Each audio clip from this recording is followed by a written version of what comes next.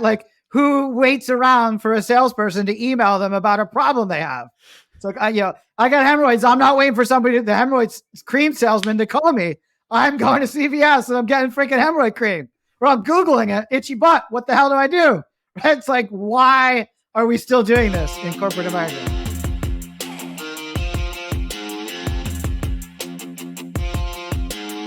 Welcome to the How Leaders Think podcast, a show that transforms you by renewing your mind and giving you new ways to think. I am your host, Kenny Lange, and with me today is the Pete Caputa. He is the CEO of Databox, and he is on a mission to help companies improve performance by making it easy for them to discover insights in their data, which is desperately needed. He was formerly the VP of sales at a little-known company called HubSpot, where he built the HubSpot partnership program into $115 million in annual recurring revenue. Welcome to the show, Pete. Kenny, pleasure to be here. Nice to connect again. Look forward to the conversation. Thanks for the kind intro. Yeah, absolutely, man. Well, we've obviously gotten to interact a lot more over the last year or so, but always a huge fan of what you're doing and love the data and the insights. But I'm curious, what is on your mind? What's on my mind? Well, what isn't on my mind? New year, right? New ideas, new beginnings.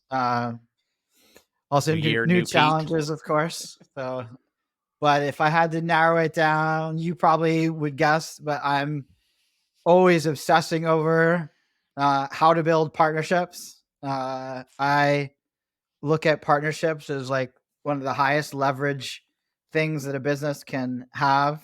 And building partnership programs can really enable a company to scale revenue faster and profitably. And so that's what my mind is always thinking about. How do we grow more quickly and more profitably? Which I don't think there's any qualify this sane person in the world who would disagree with that notion of like, let's scale, faster, more profitably, all those sort of things. Just for the listeners at home, when you're talking about partnerships, I think a lot of people may go immediately to like legal partnership, like maybe running things together, like, hey, don't be a solopreneur or something like that. There are some business leaders out there that would probably discourage you from having a business partner. There's horror stories, of course. When you talk about partnership, how are you defining it and thinking about it today? And maybe was it different when you were kicking things off at HubSpot? Yeah. So yeah, I'm not referring to like, go get yourself a business partner. If you think you're capable of starting a business and building it on your own, I think then that is the ultimate thing to do because it gives you optionality and control and all that. So I'm not advocating like, you need to go get yourself a business partner and split your equity 50-50 or whatever. When I say partnerships, but for your listeners, what I'm talking about is when one company decides to partner with another in order to do something together. And when I talk about building partnership programs, I'm talking about one company that builds a program that allows them to sign on lots and lots of partners. So that's what I've built at HubSpot. We built that at Databox.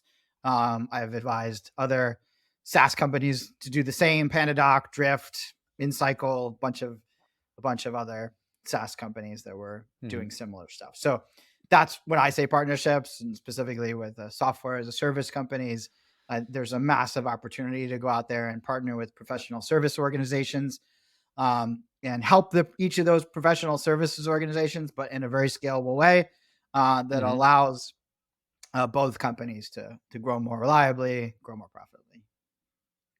Gotcha. So it's about the strategic player, strategic partnership in a way that's mutually beneficial. That's right. Yeah. When two companies connect, and So, which could be curious if you think about the fact that some of the companies you mentioned, obviously, I think they're benefited by having partner programs and ecosystems. But couldn't you argue like maybe more product-based companies, SaaS platforms they can acquire customers through, what you might consider more traditional marketing channels, right? Like organic content, obviously, HubSpot, promoting, evangelizing inbound, until they were, I was going to say blue in the face, but probably orange in the face. Um, Yeah. and paid ads and all these other channels. What is so helpful about having partners, and you mentioned the service providers, of which, formerly I was a HubSpot partner and saw the benefits to my agency, but it always felt like maybe that is a more of a help to the agencies because they get to borrow on the brand equity that a larger SaaS platform or any sort of platform has in the community. What's really in it for the SaaS platforms? Like, does it really accelerate growth that much? Well, I'm glad. First of all, I'm glad you saw partnering with HubSpot at the time as something that helped you, and it seems like you still feel that way. I know many HubSpot partners do. Many Databox partners feel the same. And so, yes, I think for the professional services firm, marketing agency, consultant, et cetera, et cetera. There's benefit because they can kind of leverage the growth of the SaaS platform and use that to provide services to their clients. But your question is more around what's the benefit to the SaaS company when they can market more directly. And so I'm total advocate of direct marketing for SaaS companies, not saying to forgo that. At Databox, like the majority of our growth comes from search engine optimization and a heavy investment in, in content marketing starting 7+ years ago. And so we drive a lot of our customer acquisition through that. And we also invest in product-led growth. So many of our customers find us through our SEO, sign up for free, try us out, and then upgrade on their own without even talking to anyone. So, Right. So it's a very efficient direct funnel. The mistake, however, that I think most SaaS companies make is that they then prioritize their direct sales and scaling up their direct sales when there's actually so much more leverage in scaling up channel sales. Because if you think about it from a SaaS perspective, hiring an account executive, let's say in the US, you're going to spend more than $100,000 on hiring an account executive to take the leads that marketing generated and turn them into customers. Right. So if you could take one of those AEs and you either tell them to go acquire 100 partners or you hand them 100 partners, and each of those 100 partners brings one deal in a month or a quarter, right? That's 100 deals versus an AE, which is typically going to do 10 deals max. And so by having partners involved in the marketing and sales, generating their own leads, which are generally incremental leads, and spending the hours in the sales process necessary to bring that deal on, then that's ultimately a more efficient system. At HubSpot, you can read the 2014 IPO prospectus. And in there, they talked about 3 things that really enabled the business to scale and would enable the business to scale going forward. And one of them was the lower customer acquisition cost through the channel.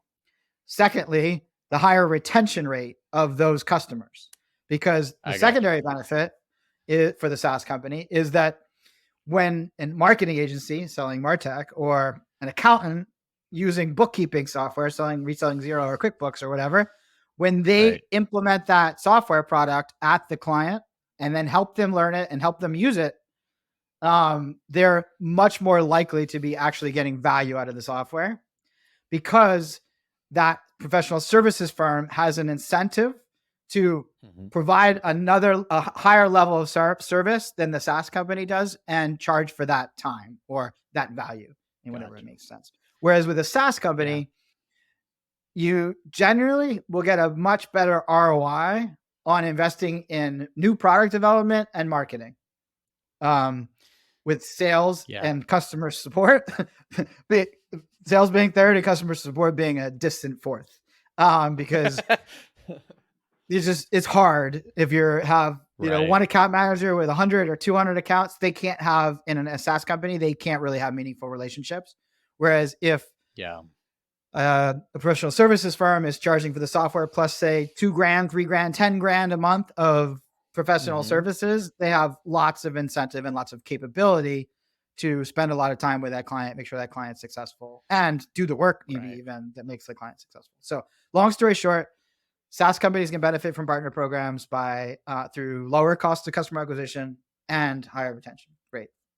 Which goes to my point earlier of growing faster Yeah. and more profitably. Gotcha.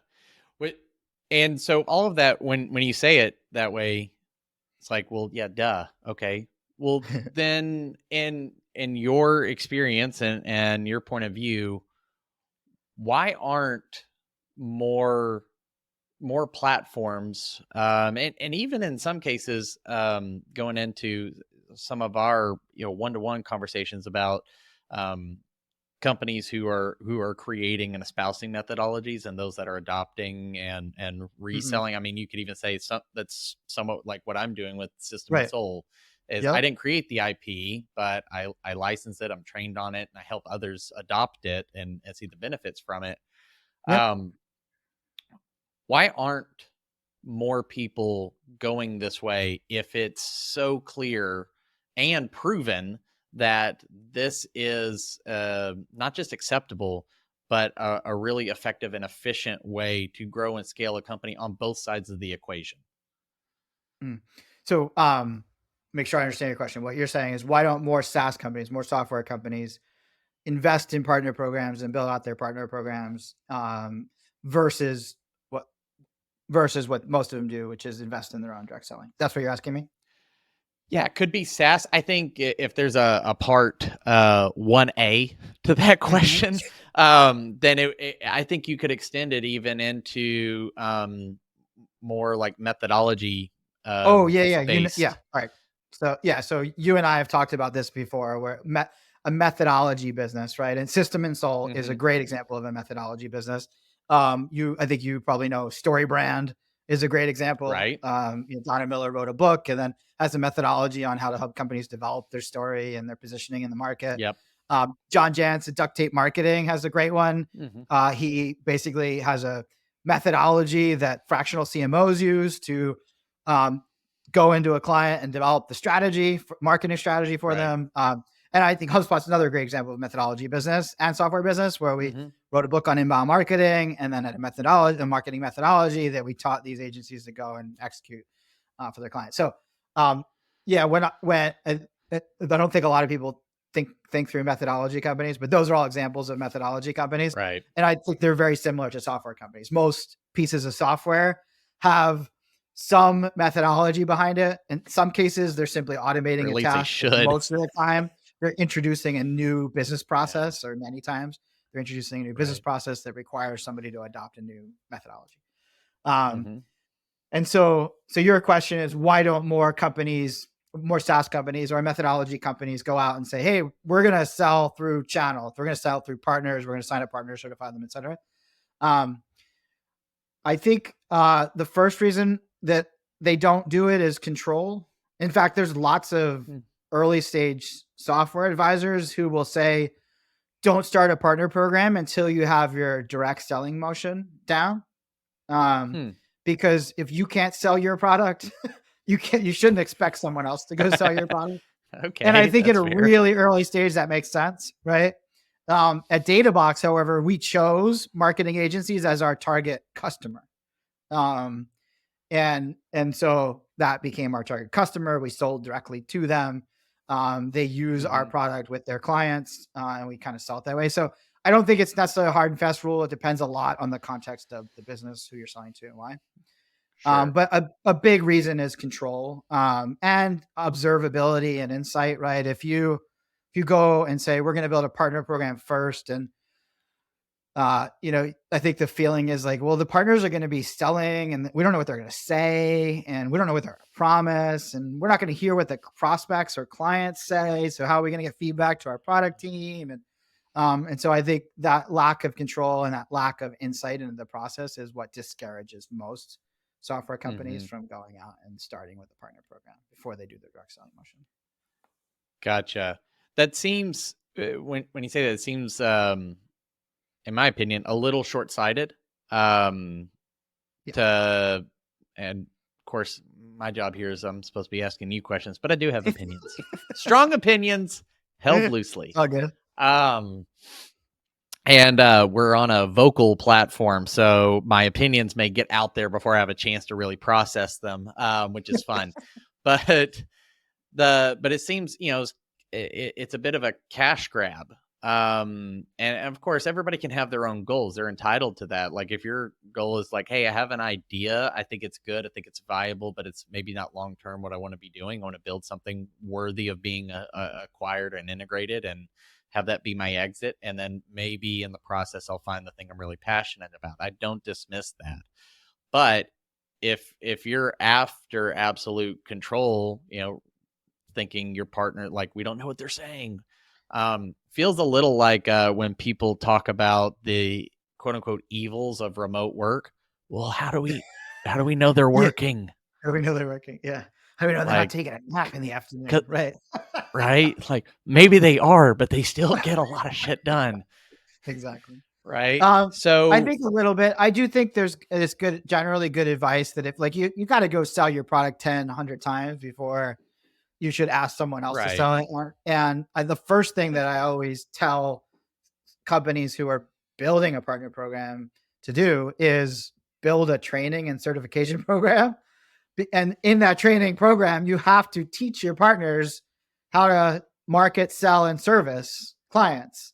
Mm-hmm. So if you haven't done that yourself 10, 100 times, like it's really hard to go and say, here's how you should do it. And with Right. credibility, teach people how to do that. So I do think it's important that you get that business started. Like, I don't know who started System and Soul, but I'm guessing that they've had plenty of experience building, operating models inside businesses and influencing and leading teams. And Yep. they've done it a bunch of times. And so when they wrote the methodology out, there was credibility there. They probably also Yep. still do some amount of consulting themselves to keep Yep. themselves active and iterating on the methodology. So I do think there's value in that. I don't think you should just like, hey, I built this really cool product and I'm pretty sure everybody's going to want to sell it. That's not like, that's wishful thinking. Right. You should probably be the first one to sell your product, Yeah, or exactly. service, or whatever it is. Right. But I do So think most companies start their partner programs too late, like later than they should. Um, gotcha. and I and Like and they and they that's waited not past a 100, control but they thing. sold it a few thousand That's like, times. what's that? I was gonna say they it's one thing to wait for the first couple dozen times that you sell it, but if you've waited Right. until several thousand times later, it might be a little, you fell in the other ditch. Yeah, because the benefit that partners bring to the table is acceleration of word of mouth and acceleration of your marketing. This Mm-hmm. isn't in HubSpot's prospectus, but the reason why one of the reasons why HubSpot was so good at inbound marketing, because every time they did something, they published something, they had hundreds or thousands of people sharing it on social media. They had hundreds of people writing articles about it and linking to it. They still do. Like, it's crazy. It's thousands of people. HubSpot Mm-hmm. acquired Clearbit, and LinkedIn was full for like a week of like why every HubSpot partner in the world thinks that HubSpot's going to put all the ABM tools out of business and game Yeah. over for Apollo, right? Like, so I think there's that army of advocates that are helping with link building, with social media reach, etc. And I think if you do that, if you build your direct selling motion too much, too late, or too much without having a parallel partnership program, you really miss out on that opportunity to accelerate the marketing and sales Yeah. results. Gotcha. Now, I'm curious, from, in your opinion, from the other side, although I mean you've been on the SaaS company, the methodology side of the partner equation, but you know and have worked with, at this point, probably hundreds of partners, to see what they're thinking is, especially the more successful ones.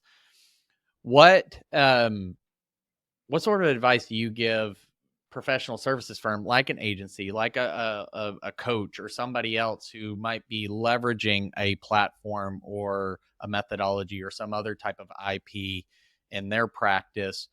How should they be thinking about, well, which ones do I bring in? Because you could bring in too many and then you're a hodgepodge, or you're a Mhm. menu that's way too big for it to make sense. There's no cohesive theming. What advice do you give services firms about Yeah. engaging in partner programs? So I always say to like pick a core one first. I think if you're a management consultant, like system and soul would be a Mhm. core methodology, core partnership to develop, right? If you're a marketing agency, you might want to pick HubSpot or Active Campaign, or Mhm. if you're a CRM, then you're going to go Salesforce or HubSpot, maybe Pipedrive. Like there, you have to pick that core platform. Um, Mhm. for two reasons. One, I think you want to pick something you know is going to be around that you can build on. And then also you uh you don't want to, if you're a small firm, you don't want to dilute your efforts too much, and you look Sure. like you're a, you have, I use a term, I think it's inappropriate, but they, like, people have entrepreneurial ADHD, where it's like, I have this business for 6 months and I'm like, oh, I'm going to try this new shiny object thing over here. And then, like, you Right. never get anywhere. And so I think it's Yeah. important that you pick one and stick with it.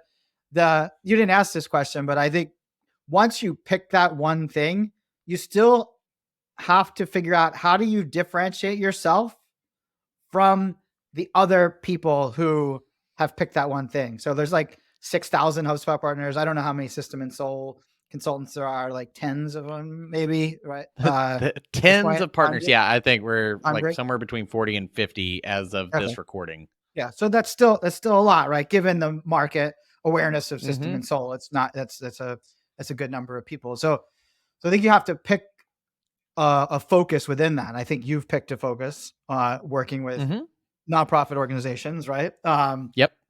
And so that allows you to then target who you're going after. It allows you to maybe customize the methodology a bit, at least, but within limits of what Yep. you're allowed to do, so that it's relevant to that target audience, Mhm. and allows you to say, hey, I'm that guy. I'm the one that does system and soul for nonprofit organizations. And so I'm pretty Mhm. sure that the other 49 aren't doing that, at least not as a sole focus. And therefore you can have a differentiated message, and the people that you want to work with can recognize that you work with people like them in your Mhm. marketing, and you can get referrals that way more easily, things like that. So Right. I think it's really important to pick that one core program, and then Mhm. pick your one core market that you're going to go after, and then do that for a while. Right. Yeah, it gives you a nice like vertical and horizontal intersection of Mhm. specialization, but it may even help you pick those ancillary Right. methodologies or frameworks, because certain ones are more helpful to your target, whoever it is that you feel like That's you're right. supposed to be going out and helping, or that Yeah. resonate with you. Yeah. We Right. at Databox, as you know, we have like integrations with 100 plus different tools. So the beauty of our partner program is that there's almost like no partner that's the same, because we'll have a partner that comes in and says they're a Shopify and Klaviyo partner, right? And they Mm-hmm. focus in on a specific segment of e-commerce type lifestyle, or Huh. we have somebody that just does fashion. So like a fashion focused marketing agency that uses Klaviyo and Shopify. Now I'm sure there's more than one of them out there, but Mm-hmm. that agency is very different than the HubSpot partner. We have another partner, Big C, run by a woman named Andy Graham, and she only works with nonprofit cultural institutions. So, and she's a HubSpot partner, and does a lot of ad buys, or ad management for those companies. So, Hmm. um, and does fundraising. So I think there's one other tool that she integrates with. We have another partner that only works with large law firms, and so he's actually built integrations that we didn't even have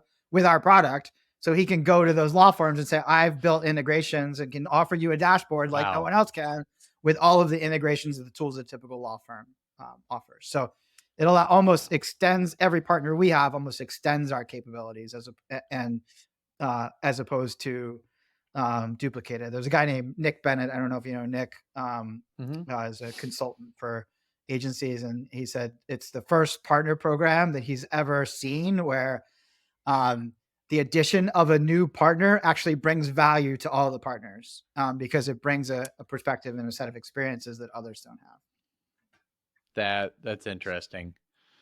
I'm wondering if you could take what we've been talking about and venture over something you've been posting about quite a bit over the last several months around collaborative growth, and how that starts to the notion of partnerships influences and taps into that. Of course, you and I, we have a mutual friend, Logan, who talks a lot about, like, has his Nearbound podcast, which is, floating in the same arena, so to speak, saying some similar things.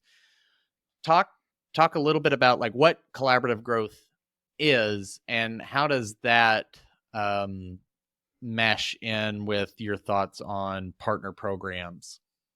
So collaborative growth is a phrase that I use. I'm not the first person to put those two words together, but I use it in a very specific context. You heard it here first, folks. We're going to do it. We're going to change Wikipedia that Pete first said it on the How Leaders Think podcast. It otherwise. I'm just saying it's, there aren't two words in the English language that are put together already somewhere.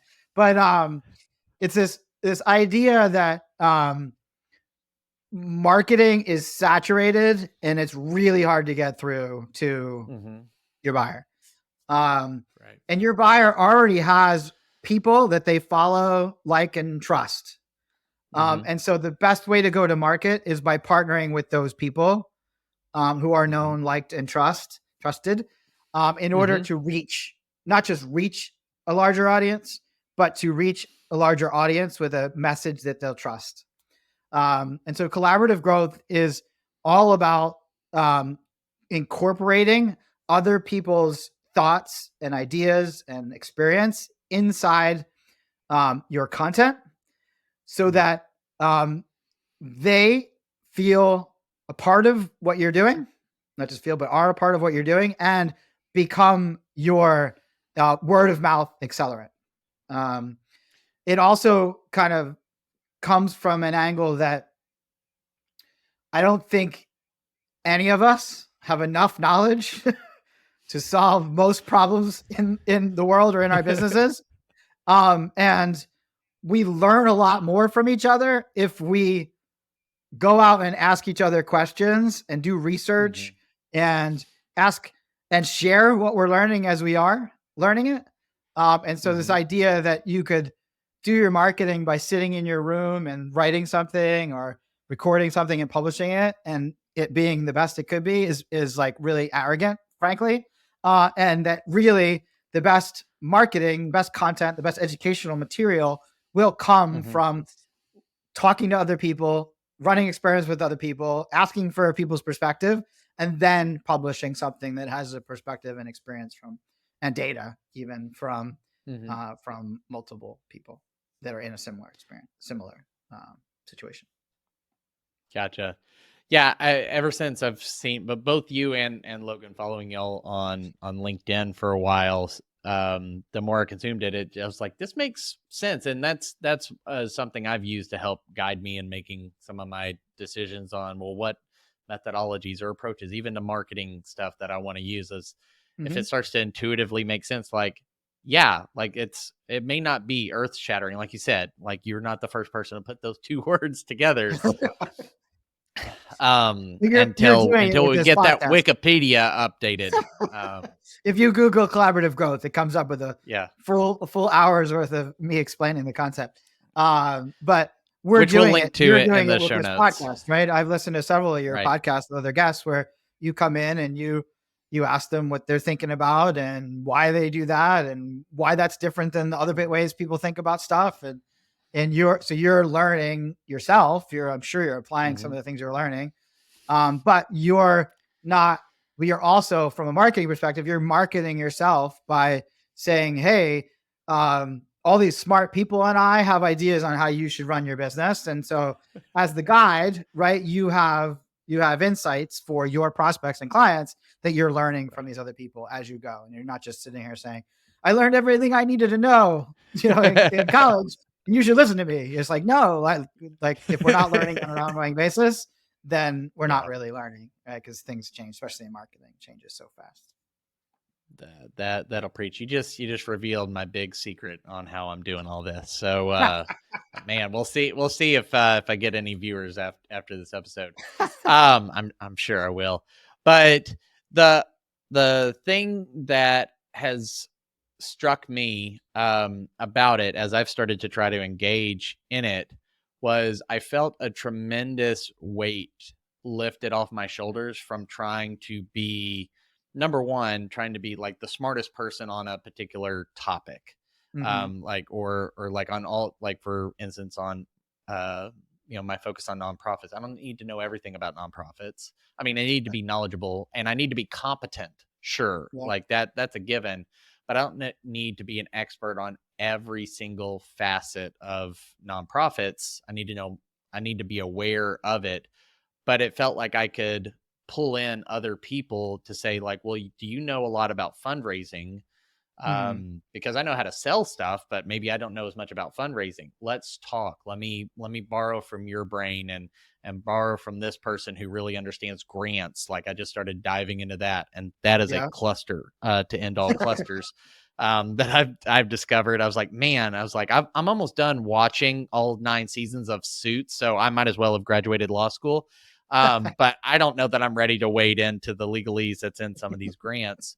But I loved it because I didn't have to carry that weight, and it also turned a lot of people into allies instead of competitors. Like, I've got Mm-hmm. to own everything, which, to be honest, when I was running my marketing agency, I felt like I had to sort of protect my territory. I couldn't let another person, even if they were software or a service, if they did something adjacent to me, it suddenly felt like a threat to um, the lifetime, relationship that I could have Right. with Right. another client.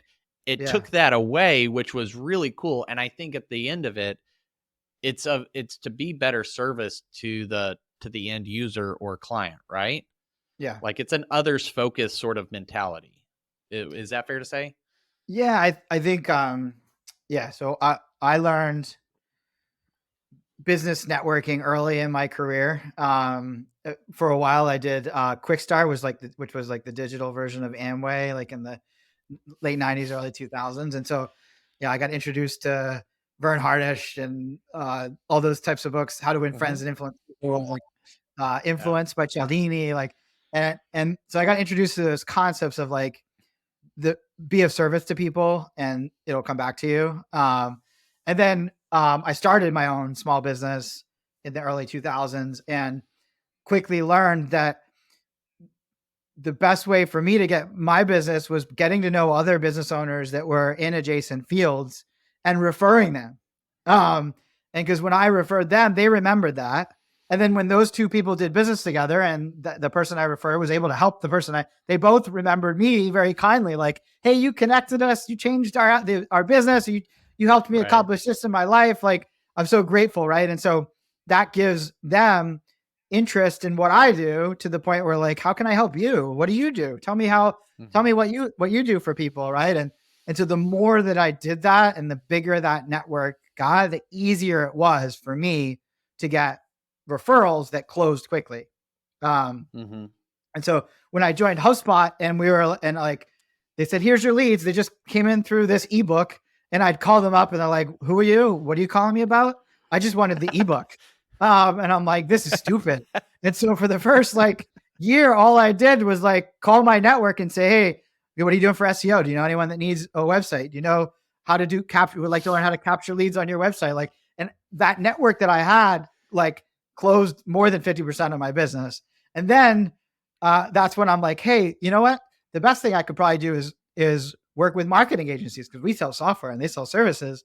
And then I realized, like, if I help those marketing agencies, they're going to be more inclined to want to hear how we can help them deliver their services and all that. So all of this comes together for me, at least, in that the more you give, and the more you think about how do I help some other company grow, the easier it becomes for me to grow my businesses.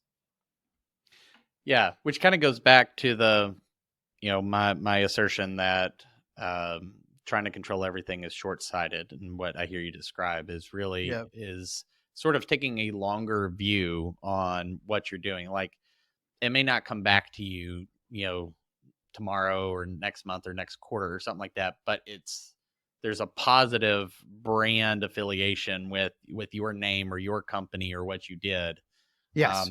that can pay off.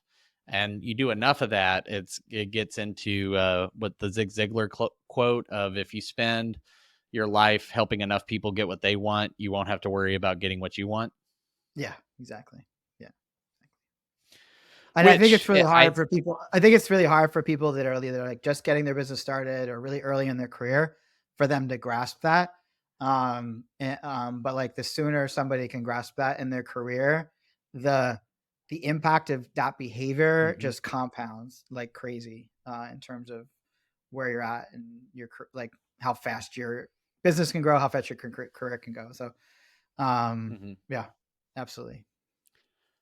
Well, it's definitely it's been helpful to me in this second business with the coaching practice. Talked to somebody earlier today that was a referral because I spoke to someone, showed them what I was working on, and they can help me. And I actually just referred a client to them.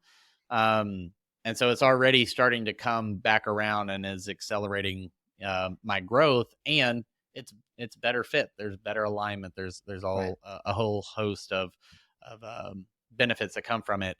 So as someone is listening to this, and maybe they are that person that you just mentioned, they're early in their career, they're still in the early days, which, you could be 3 years in and still in the early days of your business. Sure. Somebody's listening to this, they say, that's great.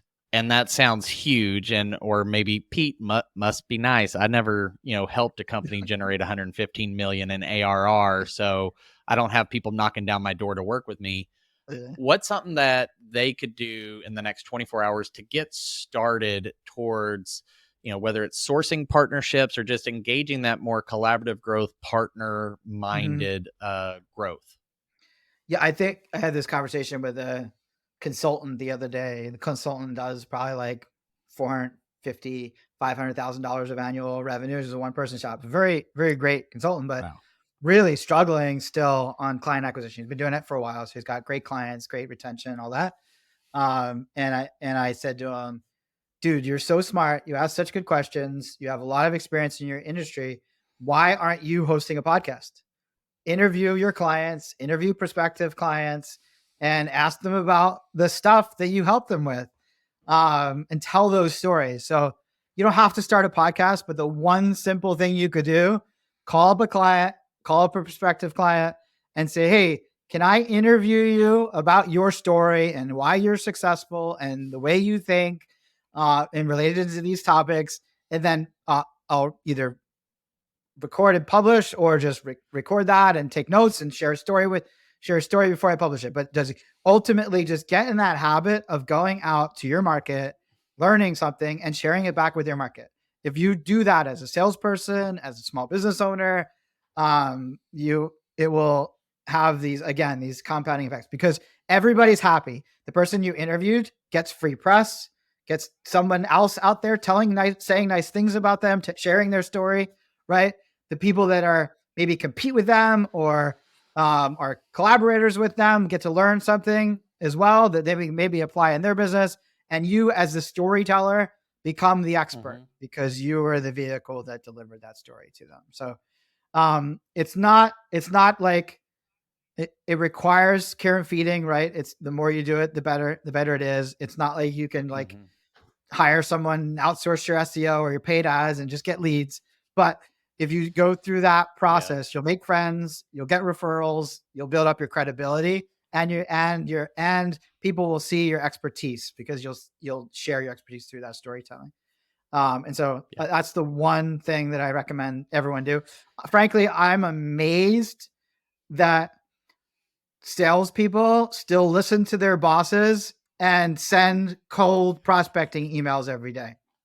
It's got to be the stupidest thing, like one of the stupidest things in the world, that still happens in the business world. That these companies, they hire 50, 100 sales reps, and they say, "Here's your list. Go email people over and over and over again until they finally relent and take your call or until they give in."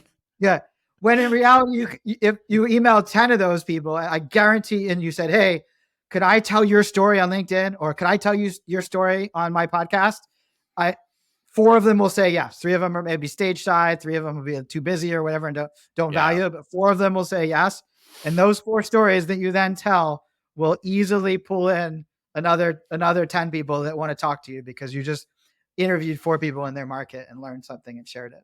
So the fact that anything other than that is priority for a salesperson is ridiculous to me. I've never, I haven't modified my questions since I launched this iteration of the podcast.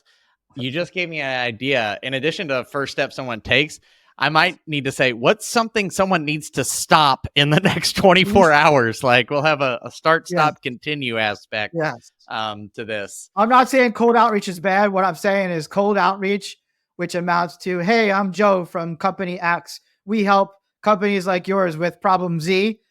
Or do you have that problem? Do you want to talk to me tomorrow at 2 p.m.? Like that is the stupidest message ever. It's like, did they not hear the freaking internet? Like, who waits around for a salesperson to email them about a problem they have? It's like, I got hemorrhoids. I'm not waiting for the hemorrhoids cream salesman to call me. I'm going to CVS and I'm getting freaking hemorrhoid cream. Or I'm Googling it, itchy butt. What the hell do I do? Right? It's like, why are we still doing this in corporate America? I think we've gotten into the real interview just now.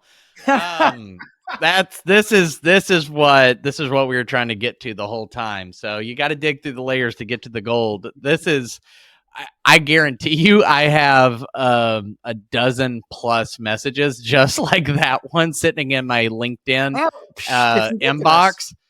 That it drives me crazy. I've called a few people out on it. I try to do it politely because in some cases I'm like, they're working for somebody. They were told to do this. They're just trying to make a living. But I've told people, it's like, hey, this is not the way to get my attention. Or I'll reply to them and then they copy and pasted their response. And I said, you just ignored everything I just said for those reasons. I'm not interested in talking. How many salespeople you'll tell them something and they'll come back like a week later with the same exact message.